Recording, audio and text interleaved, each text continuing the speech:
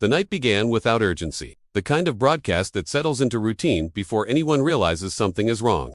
The arena was full, loud in the shallow way crowds get when they expect normal outcomes. Nothing felt historic. Nothing felt dangerous. Yet there was a strange drag in the air, an almost physical resistance, as if the building itself was holding its breath without knowing why. Segments ended a beat too early. Reactions landed flat. The energy never fully connected. People noticed it only in fragments, the way you notice silence after a door closes. Commentary tried to bridge the gaps, voices steady but stretched thin, filling time that felt heavier than it should have. There was no clear threat, no announced return, no rumor flashing across screens. That absence became the problem. The show felt incomplete, like a sentence that never reached its verb. The crowd murmured instead of roared, an unconscious adjustment to something they couldn't name. Even celebrations sounded restrained, applause cutting off too soon, cheers collapsing into confusion. Backstage, the mood mirrored the floor but sharper. Wrestlers moved with purpose, yet avoided eye contact, as if everyone shared a secret they hadn't been told. Producers whispered and stopped mid-sentence. Phones stayed face down. There was no emergency, but there was no comfort either. People who'd been in this environment for decades felt it immediately. This wasn't chaos. Chaos is loud.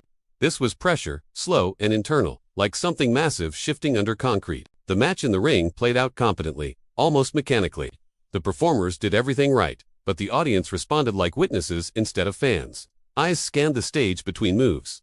A few people stood without realizing they had. It wasn't anticipation, it was vigilance. The sense that something uninvited might arrive. Not to entertain, but to disrupt. When the lights held steady and the music didn't change, the discomfort deepened instead of fading. Normalcy refused to reassert itself. Commentary grew cautious, sentences softening at the edges. The broadcast felt exposed, as if it could be interrupted at any moment. This was not excitement building. It was uncertainty spreading. No one announced what was coming. No graphic warned the audience. That was the most unsettling part. The night wasn't escalating toward a moment. It was drifting toward one, pulled by gravity rather than intention. And somewhere in that quiet drag, the locker room began to realize the show was no longer fully under control. The tension didn't spike all at once. It crept. The match ended, and the transition stalled longer than usual. Commentary hesitated, voices overlapping before correcting themselves. The crowd reacted late, applause scattered and unsure, as if people were waiting for permission that never came. The stage remained empty, but the emptiness itself felt intrusive. This wasn't suspense, built by design. It was an absence that refused to be ignored. A few fans near the ramp leaned forward, hands braced on the barricade. Others sat back, arms crossed, expressions tight. The building sounded smaller somehow, every cough audible, every shuffle amplified. When the screen flickered without changing, a ripple passed through the lower sections. Not excitement, recognition, the feeling that something had slipped its leash. Backstage, the unease sharpened into something colder. Wrestlers who were scheduled to go next found their plans dissolving without explanation. No one gave clear answers. Authority figures spoke carefully, choosing words like they were stepping around broken glass. This wasn't a storyline adjustment. It felt reactive, defensive, as if the system was bracing for impact rather than directing it. When the first sound finally hit, it wasn't music, it was movement. A low shift in the building's attention, an almost audible click as thousands of people turned their focus to the same place at once. The lights didn't dramatize it. They didn't need to. The stage simply stopped being empty. Jade Cargill appeared without ceremony, without framing, without permission. No pose, no acknowledgement, just presence. The reaction fractured instantly. Some people stood in disbelief. Others froze where they were, mouths open but silent. A few shouted instinctively, then stopped when the sound felt wrong in their own ears. Commentary faltered, not silence, but something close. Words came slower, heavier, as if each one had to be justified before being spoken. The entrance wasn't paced, it was deliberate. Each step felt weighted, not by drama, but by consequence. There was no invitation to cheer, no signal to fear, and that ambiguity unsettled everyone. She didn't rush, she didn't soak it in. She moved like the ring was already hers, and time had no authority to argue. The crowd didn't know how to meet that energy. Awe mixed with discomfort. This wasn't a return designed to thrill. It felt like an arrival that shouldn't have been possible, and the building knew it. By the time she reached the ring, the atmosphere had collapsed into something dense and unmovable. The crowd noise never found a single shape. It hovered between reaction and restraint, like people were afraid to commit to how they felt. This wasn't the roar reserved for heroes or the venom saved for villains. It was the sound of witnesses watching an event they didn't fully understand but knew they would remember. Commentary attempted context and abandoned it halfway through sentences. There was no language prepared for this version of the moment, no cues to follow. The return wasn't framed as redemption or domination. It existed outside those categories. Her presence filled the ring without motion, without gesture, and that stillness carried more weight than any performance ever could. Inside the ropes, the competitors stood uncertain. Bodies angled defensively despite training that taught them confidence. This wasn't intimidation through aggression. It was displacement. The sudden understanding that the balance they relied on had shifted permanently. The ring felt smaller with her in it, tighter, like space itself had recalibrated around her center. The audience's eyes never left her, yet no one seemed comfortable looking too long. Phones were raised and lowered without recording. Some fans covered their mouths. Others shook their heads, as if denying the evidence in front of them might undo it. This wasn't joy. It wasn't anger. It was disbelief stretched thin by reality. When she finally moved, it was minimal, efficient, and final. Nothing wasted, no excess. The reaction came late and fractured, a delayed echo of shock rippling outward.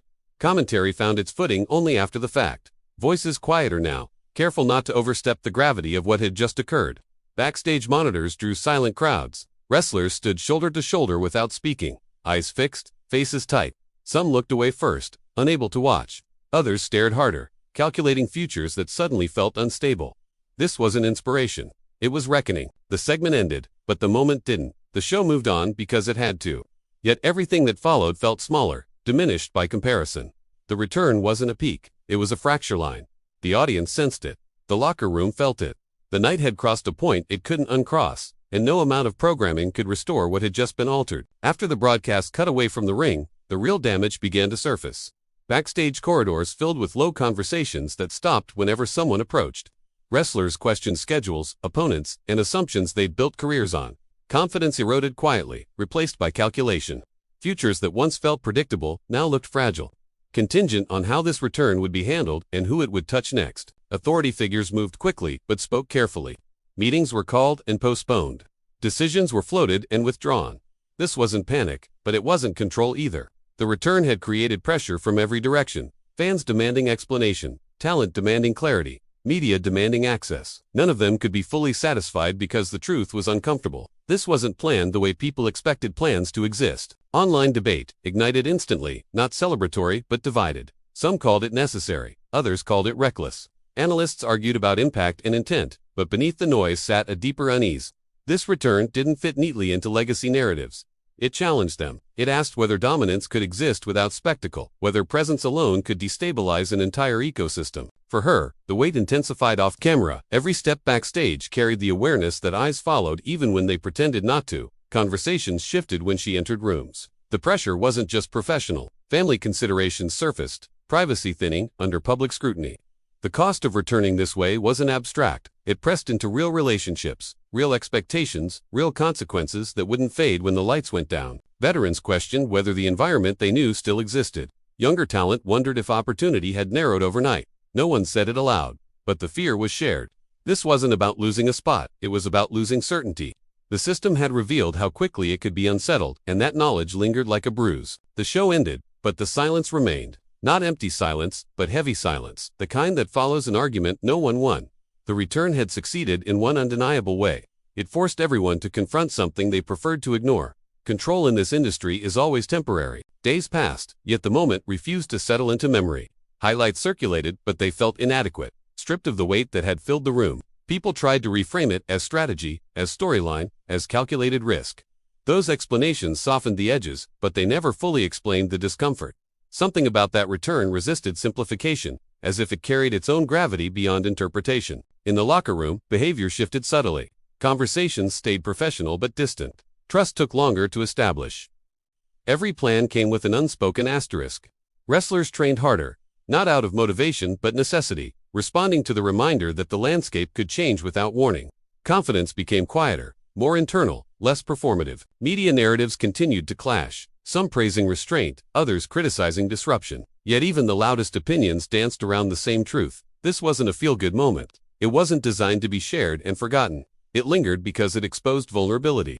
Because it showed how fragile structures become when presence outweighs permission. For her, the legacy question loomed heavier than any title pursuit.